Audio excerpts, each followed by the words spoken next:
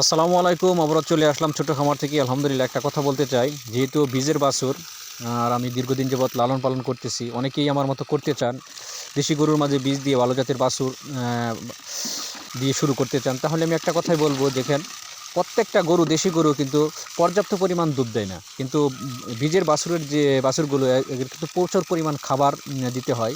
তো অবশ্যই একটা কথা মনে রাখবেন, যে প্রত্যেকটা বাছুরের যদি ১.৫ মাস বা ২ মাস ৩ মাস এরকম বয়স হয়, অবশ্যই সেই বাছুরগুলো দুধের পাশাপাশি একদম সবুজ ঘাস দেওয়ার চেষ্টা করবেন। আমি যেহেতু দিয়ে থাকি, আমি ৪ থেকে ৫টা বাছুরে সারাদিনের ৪ থেকে ৫ কেজি ঘাস, ভালোভাবে সবুজ ঘাস ভালোভাবে পরিষ্কার করে ধুয়ে সেই বাছুরগুলো দেই।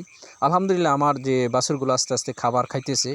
এতে আমি মনে করি যে এভাবে যদি আপনি খাওয়াতে পারেন, তাহলে আপনার বাহিরের যে বাড়তি যে খাবারটা, সেটা থেকে আপনি সাশ্রয়ী হবেন এবং লাভবান হবেন। যদি এভাবে করতে পারেন, অবশ্যই কাঁচা ঘাস দেওয়ার চেষ্টা করবেন।